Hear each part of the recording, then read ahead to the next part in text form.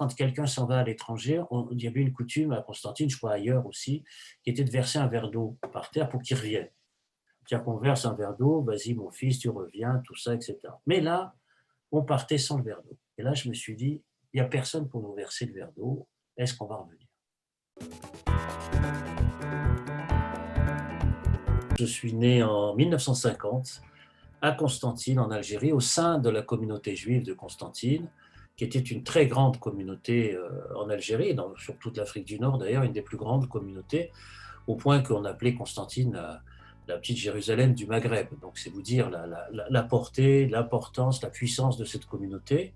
Mon père et ma mère, naturellement, parlaient en arabe. Hein, c'était des arabophones accomplis. Mon père, un littéraire, puisqu'il avait passé son baccalauréat en arabe littéraire, ce qui est quand même très rare, très très rare. Ma mère, elle, c'était une arabophone, mais sans connaître, sans lire l'arabe.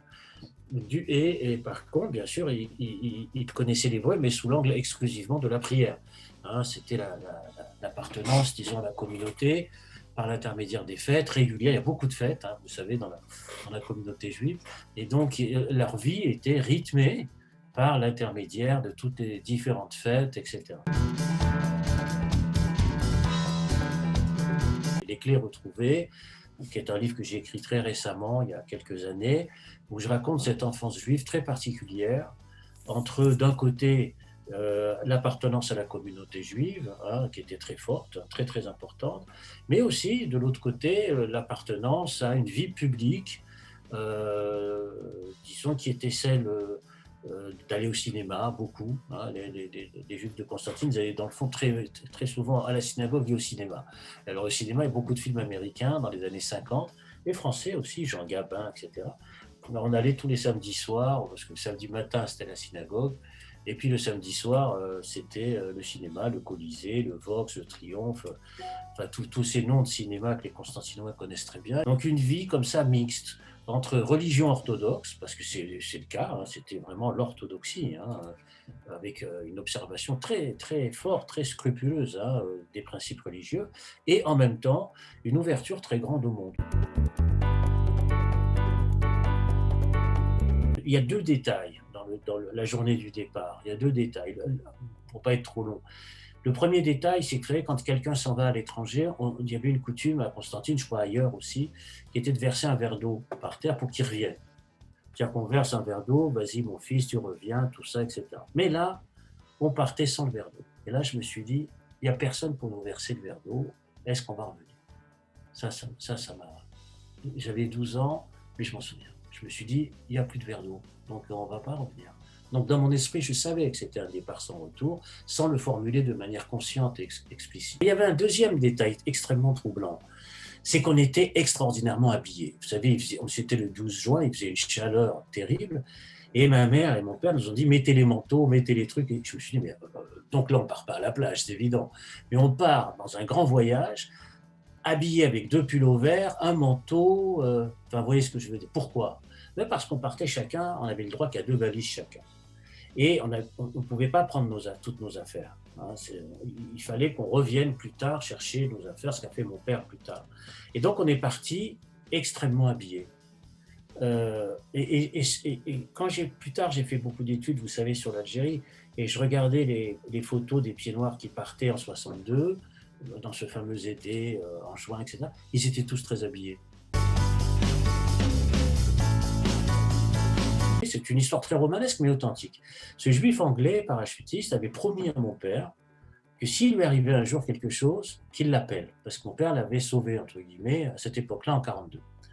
Et quand mon père, c'était ça son plan secret, ben, il a téléphoné à cet Anglais, et cet Anglais lui a dit, écoutez, qui était assez riche, il lui a dit, écoutez, ce que je peux faire pour vous aider, c'est que j'ai une espèce de garage désaffecté dans le 16e arrondissement, dont je ne me sers pas.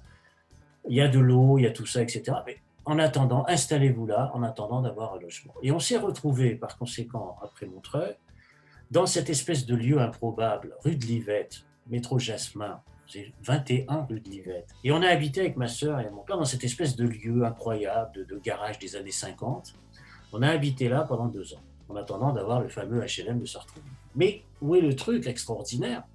C'est qu'en habitant là, Eh bien, je me suis retrouvé au lycée Janson de Sailly. C'était les enfants de la très grande bourgeoisie française qui allaient à Janson de Sailly. Et très peu de juifs à l'époque à Janson de Sailly. Très peu, il n'y en avait pratiquement pas. Et c'est là que, paradoxalement aussi, j'ai découvert l'antisémitisme. À l'époque, hein, je parle quand j'ai dit ça aux élèves de Janson de Sailly, je leur ai fait une conférence il y a 2 ans, ils étaient sidérés. Je leur ai dit oui, oui, oui, oui, oui, oui. En 62, 63, 64, c'était Stora, j'espère que tu n'es pas juif quand même.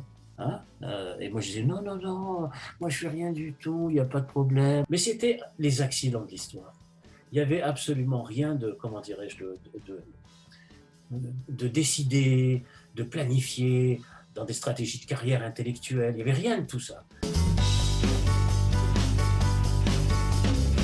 Albert Memmi, pour moi, ça a été un personnage emblématique, hein, Albert Memmi, parce que c'était à la fois le portrait du colonisé, le portrait du décolonisé.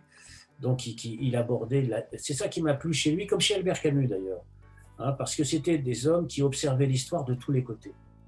C'est-à-dire qu'ils essayaient de la regarder en même temps de tous les côtés, qui ne voulaient pas être prisonniers d'une histoire tout en affirmant, disons, d'où ils venaient, d'un point de vue très très fort. Vous savez, quand vous avez l'assurance de savoir d'où vous venez, qui vous êtes, il faut regarder vers tous les côtés. Mais parce que vous avez cette assurance-là.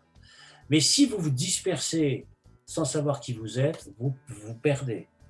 Mais à l'inverse, si vous restez enfermé dans une seule identité, vous vous perdez aussi, parce que vous perdez la richesse du monde.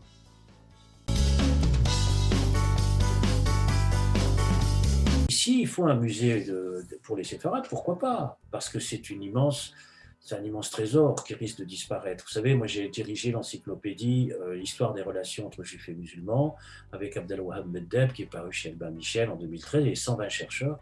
Et c'était quoi l'histoire des relations juifs et musulmans? Quelque part, c'est l'histoire du monde séfarade, c'est-à-dire du monde qui s'est effondré, qui a disparu. Alors, c'est pas l'occasion de tout revenir, pourquoi, etc. Mais le problème, c'est la trace. Le problème, c'est le maintien. Le problème, c'est faire en sorte que cette transmission s'opère. Vous connaissez la polémique aujourd'hui sur ce qu'on appelle la cancel culture, etc. En fait, moi, je ne suis pas pour effacer l'histoire. Je suis pour l'agrandir. Je suis pour qu'on multiplie les lieux. Il y a plein de zones d'ombre à éclaircir dans l'histoire du judaïsme, à connaître, à transmettre. Donc, ça ne peut pas être l'œuvre d'un seul lieu, d'une seule personne. Donc, moi, je ne suis pas pour effacer. Je ne suis pas pour occulter. Je suis pour connaître.